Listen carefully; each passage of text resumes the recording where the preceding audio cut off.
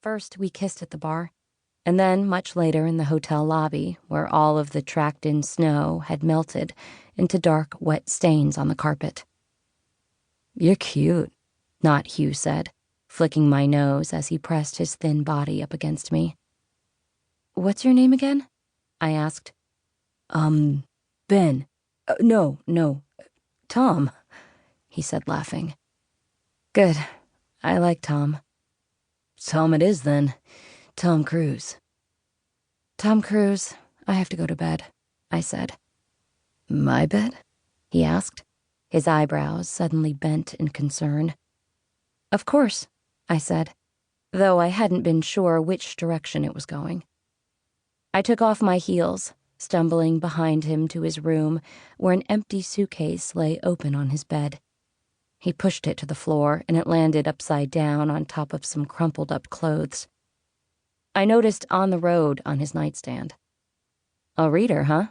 I said with a smile as he pushed me gently to the bed. "Been reading that for years," he said. "Years?" I said, glancing at the half-inch spine. "I don't read, really," he said. He flipped off the light. "Not fiction, anyway." He kissed me on the neck. On the Road was more or less a memoir, but I didn't say so. I woke in the middle of the night with a dry mouth and a headache. Before opening my eyes, I considered all of the beds I could be in, and I felt for a moment that I was in each one. My bright, quilted childhood bed down south, Hugh's memory foam bed in Midtown, my bed on the Lower East Side, which was actually a couch, and the bed that I was in, the one-night-only hotel bed in Columbus, Ohio. I regretted not taking advantage of the bed that I wasn't in, the one in the hotel room that I would have had all to myself. When I finally opened my eyes, I didn't turn to look at Ben/Tom. I looked at the glowing red alarm clock. My brother, Will, was stationed in Afghanistan, an hour outside Kabul. When he was in the U.S., he lived in a house with 3 bedrooms, his wife, and a cat on a military base in Montgomery, Alabama. All around the base, the walls sported side-by-side clocks, indicating the times in Montgomery, Kabul, and Baghdad. I had no such set of clocks, but whenever I looked at the time, my brain calculated to account for my brother's location. Right then, my brother was in the middle of his day.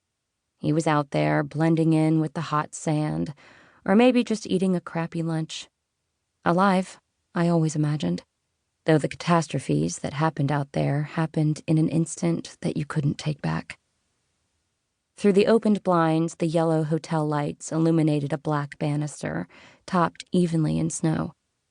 I thought about returning to my own room, but it seemed rude to wriggle around under the covers, searching for clothes. I thought about getting up for water, or shifting around until I found a comfortable position, but I didn't want to be the kind of guest you wished you'd never invited in, so I just lay there thinking, my temples pounding. I thought about how I was so frivolously in this stranger's bed, while my brother was leading such an austere and purposeful life.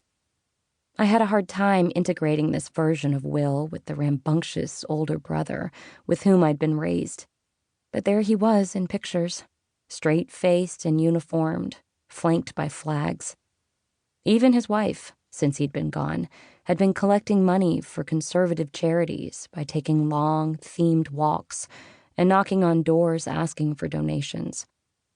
They had gotten married young, as organized people often do, and decided not to have children until my brother found a safer profession.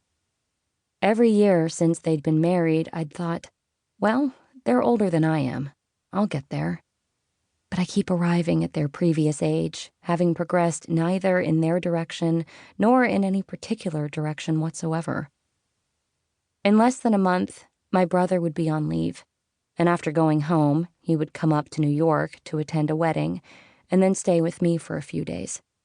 I knew that he was staying mainly because my mother had written to him worried, and because my brother was dutiful in each of his roles, whether chosen or assigned.